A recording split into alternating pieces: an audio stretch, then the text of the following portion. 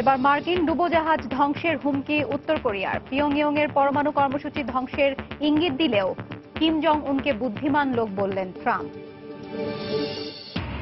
2 দিনের রাষ্ট্রীয় সফরে ভারতে তুর্কি প্রেসিডেন্ট, প্রধানমন্ত্রী মোদির সঙ্গে বৈঠক। সব পক্ষের সঙ্গে আলোচনা করে কাশ্মীর সমস্যা সমাধানের আহ্বান এরদোয়ানের।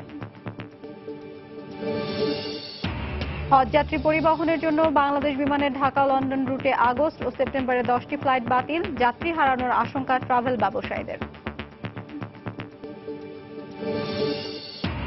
এবং দেশে দেশে নানা আয়োজনে মহান মে দিবস পালন। তুরস্কে শ্রমিক দিবসের র্যালি থেকে বেশ কয়েকজন আটক।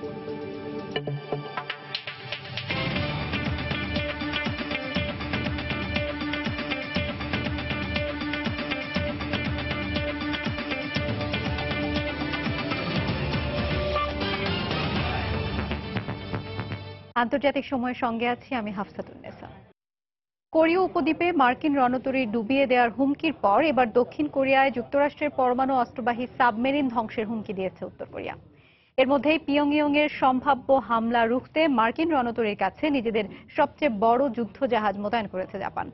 কোরীয় উপদ্বীপের চলমান উত্তেজনার মধ্যেই যৌথ সামরিক মহড়ায় অংশ নিতে হেলিকপ্টারবাহী রণতরী পাঠিয়েছে ফ্রান্স। এদিকে উত্তর কোরিয়ার পরমাণু কর্মসূচি ধ্বংসের ইঙ্গিত দিলেও দেশটির নেতা কিম জং উনকে বুদ্ধিমান লোক বলে উল্লেখ করেছেন মার্কিন প্রেসিডেন্ট ট্রাম্প। রোববার দক্ষিণ কোরিয়ায় সিউল ওয়াশিংটন বার্ষিক যৌথ সামরিক মহড়া শেষ হতে না হতেই পশ্চিম প্রশান্ত মহাসাগরে আবারও জাপান ও যুক্তরাষ্ট্রের যৌথ সামরিক মহড়া শুরু হয়েছে। এরই মধ্যে মহড়ায় যোগ দিতে জাপানে পৌঁছেছে ফ্রান্সের মিস্ত্রাল রণতরী। উত্তর কোরিয়ার যে কোনো হুমকি মোকাবিলায় এ পদক্ষেপ নেওয়া হয়েছে বলে জানায় ফরাসি সামরিক বাহিনী। কোরীয় উপদ্বীপে মার্কিন রণতরী মোতায়েনকে আগ্রাসী পদক্ষেপ উল্লেখ করে দক্ষিণ কোরিয়ায় পাঠানো যুক্তরাষ্ট্রের পারমাণবিক ডুবোজাহাজ ধ্বংসের হুমকি দিয়েছে পিয়ংইয়ং। তবে উত্তর কোরিয়ার হুমকি মোকাবিলায় পশ্চিম প্রশান্ত মহাসাগরে মার্কিন নেতৃত্বাধীন নৌবহরে নিজেদের সবচেয়ে বড় যুদ্ধজাহাজ পাঠিয়েছে জাপান। ইজুমো নামের ওই রণতরীটি সোমবার বন্দরনগরী ইয়োকোসুকা থেকে কোরীয় উপদ্বীপের দিকে ছেড়ে যায়। উত্তর কোরিয়ার বিরুদ্ধে যুক্তরাষ্ট্রের জোটবদ্ধ অবস্থানের মধ্যেই দেশটির সর্বোচ্চ নেতা কিম জং উনের প্রশংসা করলেন মার্কিন প্রেসিডেন্ট ট্রাম্প। অল্প বয়সে কিম উত্তর কোরিয়ার শাসক হলেও অভ্যন্তরীণ বিভিন্ন দিক দক্ষতার সঙ্গে সামাল দিতে সক্ষম হয়েছেন বলে মন্তব্য করেন তিনি। লোকজনে বলে কিম জং উন উন্মাদ, আমার এ বিষয়ে ধারণা নেই। তার বাবার মৃত্যুর পর মাত্র 26 বছর বয়সে কিম উত্তর কোরিয়ার নেতা হন। এরপর থেকে তার বিরুদ্ধে অনেক ষড়যন্ত্র হয়েছে, কিন্তু তিনি তা সফলভাবে কাটিয়ে উঠেছেন। আমি মনে করি তিনি একজন চৌকস ব্যক্তি। একই সাক্ষাৎকারে উত্তর কোরিয়া আর কোনো পরমাণু পরীক্ষা চালালে কঠিন পরিণতি ভোগ করতে হবে বলেও হুঁশিয়ারি দেন ট্রাম্প। আমরা ক্ষেপণাস্ত্রের পরীক্ষা চালাতে নিষেধ করিনি, কিন্তু উত্তর কোরিয়াকে আমরা যা নিষেধ করেছি তারা তাই করে চলেছে। তাদের মনে রাখা উচিত, তারা যদি আবারও কোনো পারমাণবিক অস্ত্রের পরীক্ষা চালায় তবে যুক্তরাষ্ট্র কিংবা চীন কেউই খুশি হবে না। দক্ষিণ কোরিয়ায় মার্কিন থার্ড ক্ষেপণাস্ত্র মোতায়েন বাবদ প্রেসিডেন্ট ট্রাম্প সিউলের কাছে $100 কোটি চাওয়ার পর এবার দক্ষিণ কোরিয়া জানালো থার্ড মোতায়েনের সব খরচ যুক্তরাষ্ট্রই বহন করবে। রোববার এ বিষয়ে যুক্তরাষ্ট্রের জাতীয় নিরাপত্তা উপদেষ্টা HR ম্যাকমাস্টারের সঙ্গে দক্ষিণ কোরীয় নিরাপত্তা উপদেষ্টার ফোনে কথা হয় বলে জানায় সিউল। রিয়াদুল ইসলাম, সময় সংবাদ। সব পক্ষের সঙ্গে আলোচনার মাধ্যমে কাশ্মীর সমস্যার সমাধানে ভারতের প্রতি আহ্বান জানিয়েছেন তুর্কি প্রেসিডেন্ট রিসেপ তাইপ এরদোয়ান। একই সঙ্গে এ অঞ্চলের পাশাপাশি বিশ্বব্যাপী শান্তি প্রতিষ্ঠায় আলোচনার কোনো বিকল্প নেই বলেও জানান তিনি। রোববার 2 দিনের রাষ্ট্রীয় সফরে ভারতের রাজধানী নয়াদিল্লি পৌঁছে সাংবাদিকদের একথা জানান তুর্কি প্রেসিডেন্ট। এ সময় এরদোয়ান আরও বলেন, ভারত এবং পাকিস্তান উভয়ই তুরস্কের বন্ধু রাষ্ট্র এবং কাশ্মীর সমস্যার সমাধানের পাশাপাশি দুদেশের সম্পর্ক উন্নয়নে আলোচনার পথ প্রশস্ত করতে যে কোনো ধরনের সহযোগিতা করতে প্রস্তুত আঙ্কারা। তবে কাশ্মীর সমস্যার সমাধানে এরদোয়ানের এই আলোচনার আহ্বানকে বিতর্কিত উল্লেখ করে ভারত কখনোই বিচ্ছিন্নতাবাদী গোষ্ঠীর সঙ্গে কোনো আলোচনায় বসবে না বলে জানিয়েছে স্থানীয় গণমাধ্যম। একই সঙ্গে পাকিস্তান অবৈধভাবে কাশ্মীর দখল করে রেখেছে বলেও দেশটির পররাষ্ট্র মন্ত্রণালয়ের পক্ষ থেকে জানানো হয়। এদিকে তুর্কি প্রেসিডেন্টের এ সফরে ভারত ও তুরস্কের মধ্যে অর্থনৈতিক ও বাণিজ্যিক সহযোগিতা সম্প্রসারণের পাশাপাশি দ্বিপক্ষীয় সম্পর্ক উন্নয়নে প্রধানমন্ত্রী নরেন্দ্র মোদীর সঙ্গে তুর্কি প্রেসিডেন্টের বৈঠকে আলোচনা হয়েছে বলে জানিয়েছে গণমাধ্যম।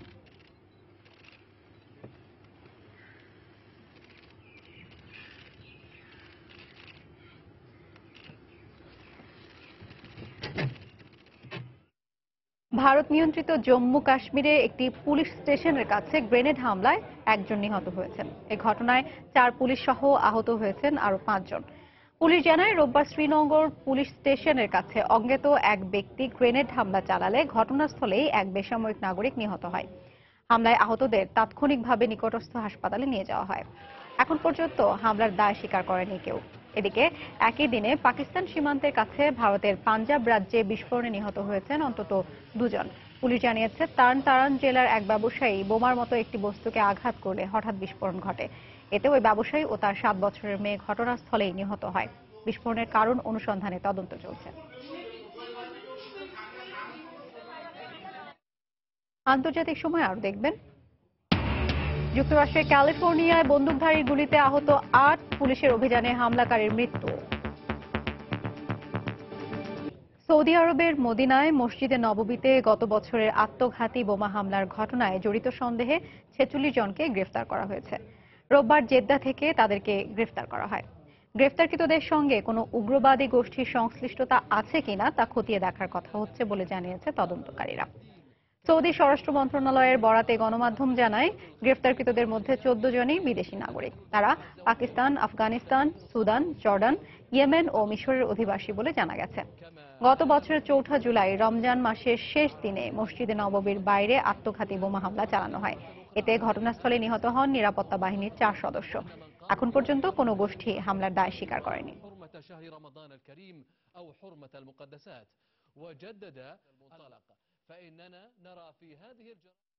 হজযাত্রী পরিবহনের জন্য লন্ডন ঢাকা লন্ডন রুটে আগামী 28 জুলাই থেকে 30 সেপ্টেম্বরের মধ্যে 38টি ফ্লাইটের 10টি বাতিল করেছে বিমান Bangladesh airlines.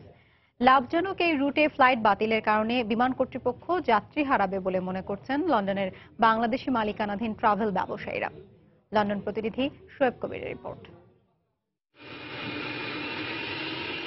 London Dhaka London রুটে বিমান বাংলাদেশ ছাড়া সরাসরি অন্য কোনো এয়ারলাইন্স ফ্লাইট পরিচালনা না করায় বিমানে ব্রিটেন প্রবাসীদের অন্যতম ভরসা। কিন্তু আসন্ন হজ ফ্লাইট পরিচালনায় আগামী 28 জুলাই থেকে সেপ্টেম্বর পর্যন্ত এই রুটের 10টি ফ্লাইট বাতিল করা হয়েছে। বাতিলকৃত ফ্লাইটগুলোর যাত্রীদের অন্যান্য তারিখের ফ্লাইটে আসা যাওয়ার ব্যবস্থা করে দিয়েছে বলে জানায় বিমান বাংলাদেশ এয়ারলাইন্সের এই কর্মকর্তা।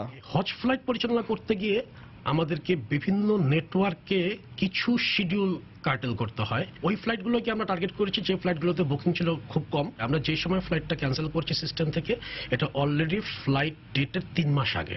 নির্দিষ্ট কোনো কারণ উল্লেখ না করে ফ্লাইট বাতিলের বিষয় জানিয়ে দেওয়া হয় ট্রাভেল ব্যবসায়ীদের। ট্রাভেল ব্যবসায়ীরা জানান, বিমান কর্তৃপক্ষের অতিরিক্ত ভাড়া আদায়ের কারণে যাত্রীর সংখ্যা কমে যাচ্ছে, আর তাই বাতিল করা হচ্ছে ফ্লাইটগুলো। বিমানের যে কাস্টমারগুলো আমাদের লন্ডন থেকে যায়, তারা বিমান বুকিং না হয়ে অন্যান্য এয়ারলাইন্সে এবার চলে যাচ্ছে। বিমান খালি থাকার কারণে বিমানকে ডাইভার্ট করে হজের দিকে নিয়ে যাচ্ছে, যেটা বিমান হয়তো ভবিষ্যতে এই রোডটা লস করবে। এভাবে ফ্লাইট বাতিলের কারণে ক্ষতিগ্রস্ত হচ্ছেন ট্রাভেল ব্যবসায়ীরা। যাত্রীদের দেওয়া প্রতিশ্রুতি রক্ষা করতে না পারায় বিমানের ভাবমূর্তিও নষ্ট হচ্ছে বলে জানান তারা। বিমানের যে কাস্টমারগুলো আছে, ওই কাস্টমারগুলোকে আমরা অন্য দিকে ডাইভার্ট করতে হচ্ছে। কিন্তু বিমান একদিকে ওর গুডউইল নষ্ট করতেছে, প্লাস বিমান কাস্টমার হারাচ্ছে।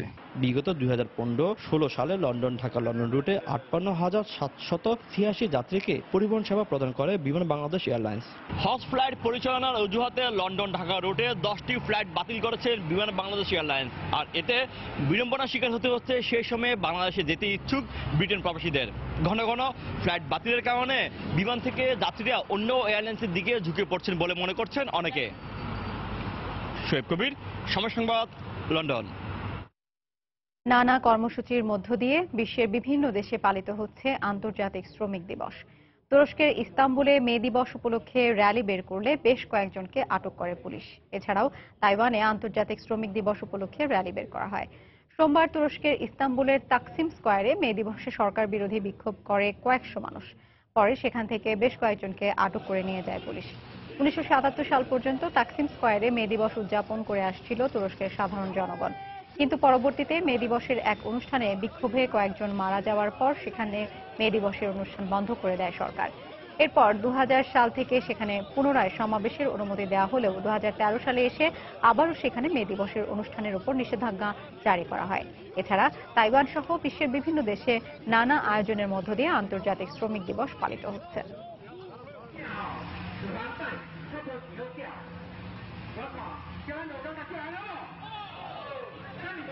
যুক্তরাষ্ট্রের ক্যালিফোর্নিয়ায় একটি আবাসিক ভবনের সুইমিং পুলে এক বন্দুকধারীর অতর্কিত গুলিতে গুরুতর আহত হয়েছেন অন্তত ৮ জন।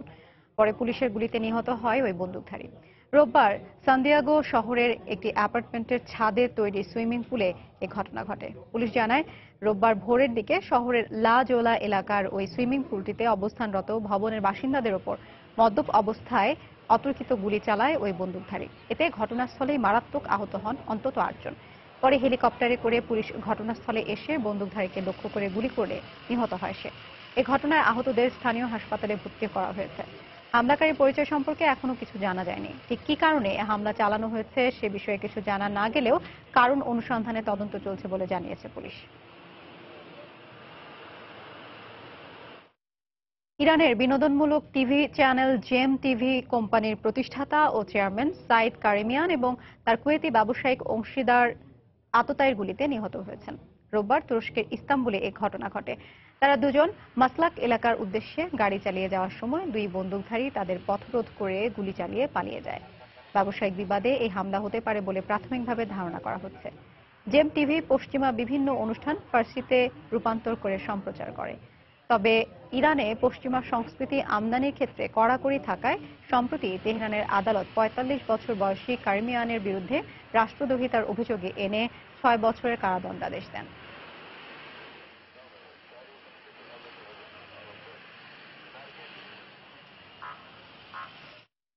আন্তর্জাতিক সময় আরো যা দেখবেন। ভারতীয় চলচ্চিত্র ইতিহাসের সব রেকর্ড ভেঙে বাহুবলী টুর নতুন রেকর্ড। প্রথম ৩ দিনেই ছবিটির আয় ৩৮০ কোটি রুপি। সিরিয়ায় জঙ্গি গোষ্ঠী আইএসের কাছ থেকে তাবকা সহ নতুন করে আরো ৬টি এলাকা পুনর্দখল করেছে মার্কিন সমর্থিত বিদ্রোহীরা। রোববার সিরিয়ান ডেমোক্রেটিক ফোর্স এসডিএফ এক বিবৃতিতে জানায়, এই মুহূর্তে কেবল তাবকা শহরের উত্তরাঞ্চল আইএসের দখলে রয়েছে। রাকার ৫০ কিলোমিটার দূরে অবস্থিত ওই এলাকাগুলো ২০১৪ সালে দখল করে জঙ্গিরা। এদিকে যুক্তরাষ্ট্রের প্রতি কুর্দি ওয়াইপিজি যোদ্ধাদের সহায়তা বন্ধের আহ্বান জানিয়েছে তুর্কি প্রেসিডেন্ট রিসেপ তাইপ এরদোয়ান। চলতি সপ্তাহে তুর্কি সিরিয়া সীমান্তে কুর্দি যোদ্ধাদের লক্ষ্য করে তুরস্কের অব্যাহত বিমান হামলাকে কেন্দ্র করে নতুন করে উত্তেজনা ছড়িয়ে পড়ে। এর মধ্যেই সীমান্ত এলাকায় নতুন করে মার্কিন সেনা মোতায়েনের পর এই আহ্বান জানান তিনি।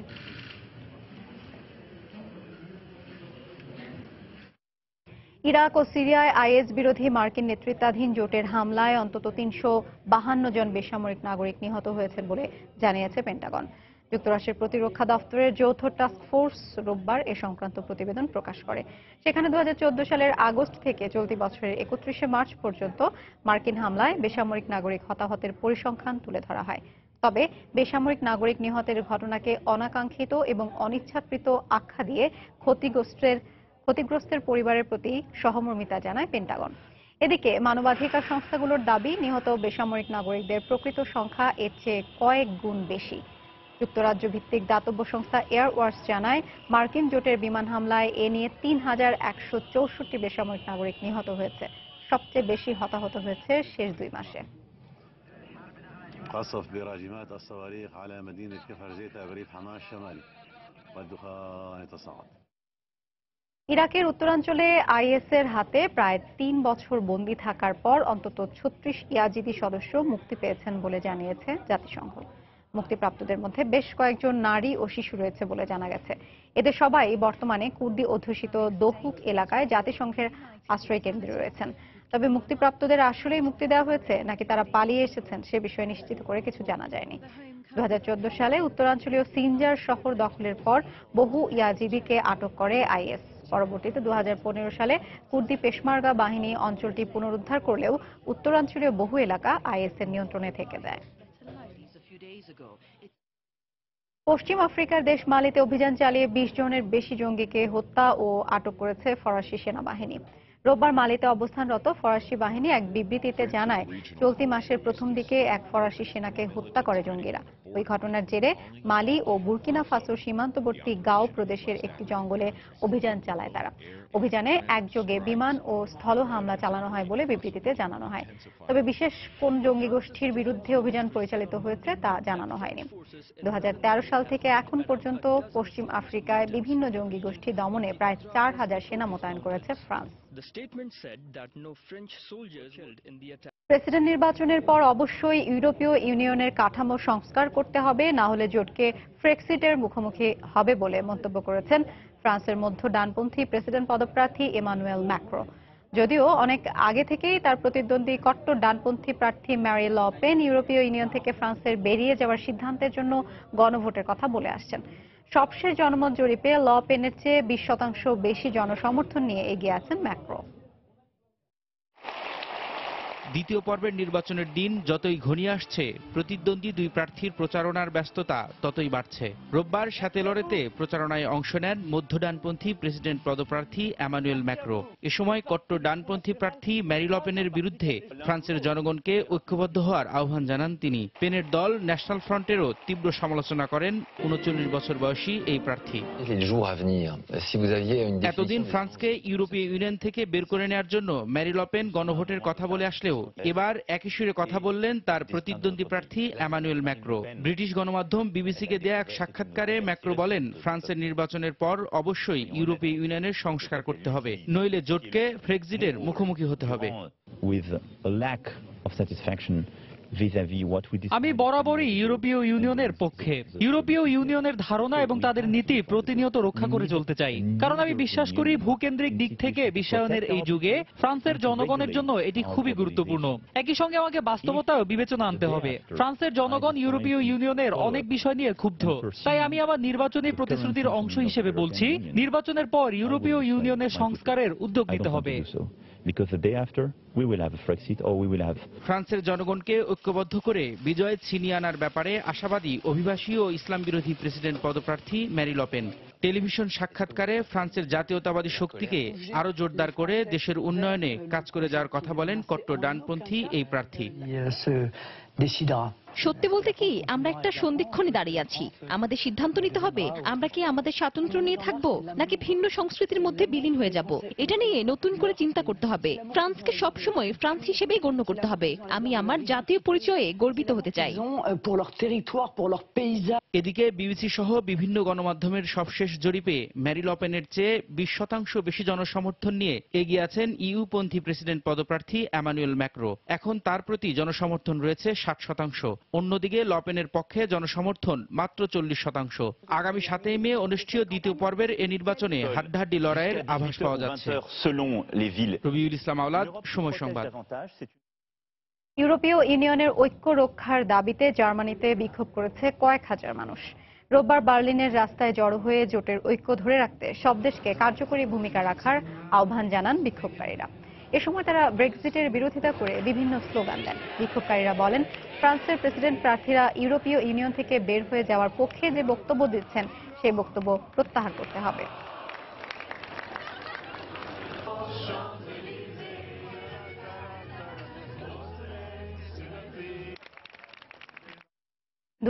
সালের প্রেসিডেন্ট নির্বাচনের সময় ডেমোক্র্যাট দলের ইমেইল হ্যাকিং এর সঙ্গে চীন জড়িত থাকতে পারে বলে মন্তব্য করেছেন মার্কিন প্রেসিডেন্ট ডোনাল্ড ট্রাম্প। রোববার এক টেলিভিশন সাক্ষাৎকারে ট্রাম্প একথা বলেন, যদিও দেশটির গোয়েন্দা সংস্থাগুলো এর জন্য রাশিয়াকে দায়ী করে আসছে। এদিকে বিভিন্ন গণমাধ্যমের হোয়াইট হাউস প্রতিনিধিদের বার্ষিক অনুষ্ঠানের নৈশভোজে অংশগ্রহণকারীদের মাতিয়ে রাখেন মুসলিম কমেডিয়ান হাসান মিনহাজ। প্রথার ব্যত্যয় ঘটিয়ে এবার জ্যেষ্ঠ সাংবাদিকদের এই অনুষ্ঠানে হাজির ছিলেন না মার্কিন প্রেসিডেন্ট ডোনাল্ড ট্রাম্প, আর তাকে নিয়ে কৌতুক করে সবার দৃষ্টি কাড়েন মিনহাজ।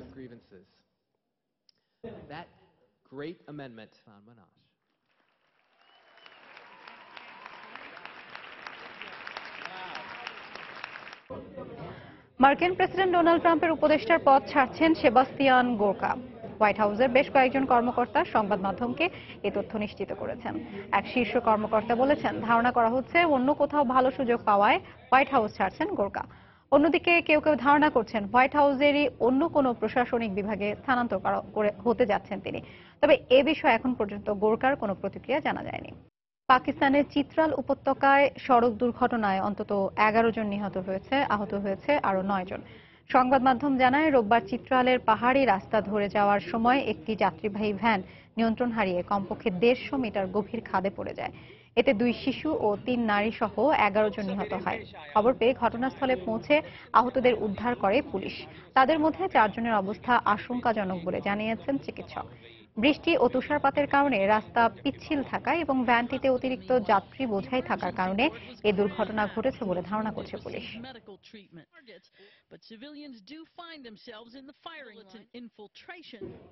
স্পেনের দক্ষিণাঞ্চলীয় আলকাউসিন শহরে একটি ছোট আকারের বিমান দুর্ঘটনায় 3 আরোহী সবাই নিহত হয়েছে। শনিবার রাতে বিমানটি বিধ্বস্ত হলেও উদ্ধার অভিযান শুরু হয় রোববার সকালে।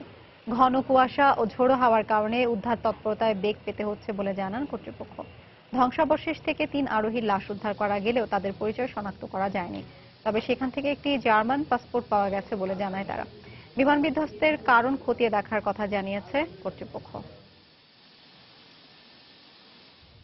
ইয়েমেনের মধ্যাঞ্চলে মার্কিন ড্রোন হামলায় আল কায়েদার 5 সদস্য নিহত হয়েছে। স্থানীয় গণমাধ্যম জানায়, রোববার দেশটির মারিব প্রদেশে আল কায়েদা জঙ্গিদের একটি গাড়িবহর লক্ষ্য করে মার্কিন ড্রোন থেকে পরপর 3টি ক্ষেপণাস্ত্র ছোড়া হয়। এতে ঘটনাস্থলে নিহত হয় 5 জঙ্গি। জঙ্গি গোষ্ঠীটির ব্যবহৃত গাড়িটি স্থানীয় এক আল কায়েদা নেতার বলে জানিয়েছে দেশটির সামরিক বাহিনী। এর আগে শনিবার ইয়েমেনের সাবোয়া প্রদেশে একই ধরনের মার্কিন ড্রোন হামলায় নিহত হয় আরও অন্তত 3 আল কায়েদা সদস্য। অভিশংসিত হতে যাচ্ছেন নেপালের প্রথম নারী প্রধান বিচারপতি সুশীলা কার্কি। দেশটির ক্ষমতাসীন জোটের প্রধান দুটি শরিক দল তার বিরুদ্ধে পক্ষপাতদুষ্ট রায় এবং নির্বাহী বিভাগের কাজে হস্তক্ষেপের অভিযোগ তুলে অভিশংসন প্রস্তাব দাখিল করে। প্রস্তাবটিতে অন্তত 249 জন সংসদ সদস্য স্বাক্ষর করার পর তার বিরুদ্ধে তদন্ত শুরু হয়। এরই ধারাবাহিকতায় নেপালের সংবিধান অনুযায়ী স্বয়ংক্রিয়ভাবে পদ থেকে বরখাস্ত হন তিনি। 2016 সালের এপ্রিলে প্রধান বিচারপতি হিসেবে নিয়োগ পান 64 বছর বয়সী সুশীলা কার্কি। জার্মানির ফ্রাঙ্কফুর্টে গুপ্তচর বৃত্তির অভিযোগে এক সুইডিশ নাগরিককে গ্রেফতার করা হয়েছে। জার্মান কর্তৃপক্ষ জানিয়েছে, গ্রেফতারকৃত 54 বছর বয়সী ওই ব্যক্তির নাম ড্যানিয়েল এম। 2012 সাল থেকে ওই ব্যক্তি বিদেশি রাষ্ট্রের চর হিসেবে কাজ করছেন এবং জার্মান কর তদন্তকারীদের উপর নজরদারি রাখছেন বলেও জানানো হয়। গ্রেফতারের পর তাকে পুলিশের হেফাজতে রাখা হয়েছে। সম্প্রতি দেশটির কর কর্তৃপক্ষ সুইস অ্যাকাউন্টধারী জার্মান নাগরিকদের খুঁজে বের করতে তাদের তথ্যের সিডি কিনে বিতর্ক সৃষ্টি করে। এরপর থেকেই সুইস ও জার্মান সরকারের মধ্যে বিরোধ দেখা দেয়।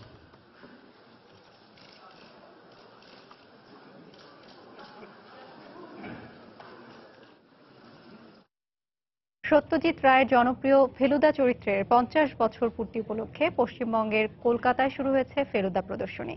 গতকাল সন্ধ্যায় হো চি মিন সরণির বেঙ্গল গ্যালারিতে প্রদর্শনীর উদ্বোধন করেন ফেলুদা চরিত্রের রূপ দেয়া জনপ্রিয় অভিনেতা সব্যসাচী চক্রবর্তী।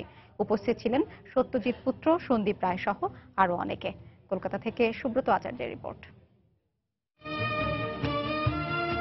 প্রদোষচন্দ্র মিত্র ওরফে ফেলুদা সত্যজিৎ রায়ের অনবদ্য এক সৃষ্টি। বাংলা সাহিত্যের জনপ্রিয় এক কাল্পনিক গোয়েন্দা চরিত্র। 1965 সালে ডিসেম্বরে সন্দেশ পত্রিকায় ফেলুদা সিরিজের প্রথম গল্প ফেলুদার গোয়েন্দাগিরি প্রকাশিত হয়। 1997 সাল পর্যন্ত ওই সিরিজের 35টি সম্পূর্ণ ও 4টি অসম্পূর্ণ গল্প ও উপন্যাস প্রকাশিত হয়। কালজয়ী এই চরিত্রের 50 বছর পূর্তি উপলক্ষে রোববার সন্ধ্যায় কলকাতার হো চি মিন সরণির ICCR এর বেঙ্গল গ্যালারিতে আয়োজন করা হয় ফেলুদা প্রদর্শনীর। Society for the preservation of Satyajit Ray archives প্রতি বছর এই প্রদর্শনীর আয়োজন করে থাকে। এবারের প্রদর্শনীর আকর্ষণ জুড়ে ছিল সোনার কেল্লা, জয় বাবা ফেলুনাথের চিত্রনাট্য ও বুকলেট। প্রদর্শনীর উদ্বোধন করেন ফেলুদা চরিত্রের রূপ দেয়া জনপ্রিয় অভিনেতা সব্যসাচী চক্রবর্তী। উপস্থিত ছিলেন সত্যজিৎ পুত্র সন্দীপ রায় সহ অনেকেই। এটা প্রকাশনার 50 বছর, প্রকাশনাটাকে বেশি জোর দেওয়া হয়েছে। উনি তো একরকম কাজ করেননি, উনি ইলাস্ট্রেট করেছেন, উনি লিখেছেন, বিশেষ করে গল্পর দিক থেকে তো বটেই। তারপরে যখন ছবি করেছেন তখন অন্য অনেকগুলো দিক চলে এসছে, সেট ডিরেকশন চলে এসছে, কস্টিউম চলে এসছে, সবই আমরা দিয়েছি। ছবিগুলো বেশিরভাগই দেখা, কিন্তু ওনার নিজের হাতের ইলাস্ট্রেশনস গুলো দেখাটাই হচ্ছে আসল মজা। শুধুমাত্র যে স্ক্রিপ্ট লিখছেন, গল্প লিখছেন, সিনেমা তৈরি করছেন বা বইয়ের কাভার্স গুলো যেগুলো করেছেন, প্রত্যেকটা is a masterpiece by itself. এই প্রথম সোনার কেল্লার সঙ্গে জড়িত একটা ডকুমেন্ট যেটা লাস্ট 40 বছরে কোনোদিন আমি দেখিনি, সেটা ফার্স্ট আমি দেখলাম। এই এমন একটা মানুষের এই সংগ্রহ, এটা তো it could have been done well beforehand, অনেক দেরিতে হলো, আরো আগে হওয়া উচিত ছিল।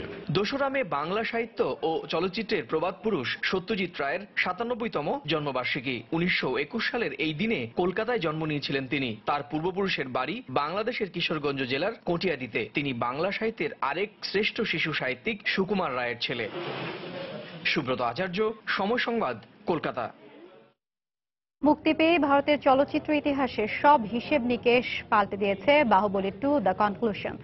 মুক্তির প্রথম দিনে রেকর্ড 122 কোটি রুপি আয় করে ইতিহাস সৃষ্টি করা এই চলচ্চিত্রটির দ্বিতীয় দিনের সবকটি প্রদর্শনীও ছিল প্রায় হাউসফুল। শুক্রবার মুক্তির পর গেল 3 দিনে ছবিটি সবচেয়ে বেশি ব্যবসা করেছে অন্ধ্রপ্রদেশে। এছাড়াও ভারত জুড়ে প্রায় 6,500 প্রেক্ষাগৃহে মুক্তি পাওয়া বাহুবলী 2 এর হিন্দি সংস্করণটিও বলিউডের ইতিহাসে উদ্বোধনী আয়ের সব রেকর্ডকে ছাড়িয়ে প্রথম দিনে আয় করে নিয়েছে 40 কোটি রুপি। এস রাজমৌলি পরিচালিত বাহুবলী 2 দ্য কনক্লুশন ছবিটির 3 দিনের আয় 350 কোটি রুপি ছাড়িয়ে গেছে। এই উন্মাদনা, ভিড় আর অপেক্ষা কেবল একটি টিকিটের জন্য। মাসের পর মাস অধীর আগ্রহ নিয়ে বসে থাকার পর সবার আগে বাহুবলী 2 ছবিটি দেখে ইতিহাসের সাক্ষী হবার জন্য। ঘন্টার পর ঘন্টা অপেক্ষার পর যেসব দর্শকের সুযোগ হয়েছে ছবিটি প্রথম দিনেই হলে গিয়ে উপভোগ করার, তাদের উচ্ছ্বাসও ছিল চোখে পড়ার মতো। এটা সত্যিই অবিশ্বাস্য এক সিনেমা, পুরোপুরি আন্তর্জাতিক মানের। এটি সব ছবিকে ছাড়িয়ে যাবে। ভারতের কোনো চিত্র পরিচালকই এস রাজমৌলিকে পেছনে ফেলতে পারবে না। আজ বাহুবলী মুভি দেখি। আমি বাহুবলী 2 দেখেছি। এটি আগের ছবি থেকেও অসাধারণ। আমি বলবো সবার অবশ্যই ছবিটি দেখা উচিত। মূলত তেলেগু ভাষার ছবি হয়েও রেকর্ড 250 কোটি রুপি ব্যয়ে নির্মিত বাহুবলী 2 দ্য কনক্লুশন ছবিটি এরই মধ্যে ভারতের সবচেয়ে ব্যয়বহুল ছবির মর্যাদা পেয়েছে। এবার প্রথম দিনে 100 কোটি রুপিরও বেশি আয় করে উদ্বোধনী আয়ের দিক থেকে পেছনে ফেলে দিয়েছে ভারতের অতীতের সব ভাষার সব ছবিকে। শুধু তাই নয়, কোনো ধরনের ধর্মীয় কিংবা জাতীয় উৎসবের দিন ছাড়াও মুক্তি পেয়ে প্রথম দিনে সর্বোচ্চ আয়ের মাইলফলক স্পর্শ করেছে বাহুবলী 2 দ্য কনক্লুশন। কেবল ভারত নয়, মুক্তির পর থেকেই দেশের বাইরেও দাপটের সঙ্গেই ব্যবসা করে চলেছে বাহুবলী 2। প্রথম দিনে ছবিটি বিদেশের মাটিতে আয় করেছে প্রায় 60 কোটি রুপি। এর মধ্যে কেবল যুক্তরাষ্ট্রে ছবিটির উদ্বোধনী দিনের আয় 30 কোটি রুপি এবং আরব আমিরাতে প্রথম দিনে আয় করে নিয়েছে প্রায় 16 কোটি রুপি।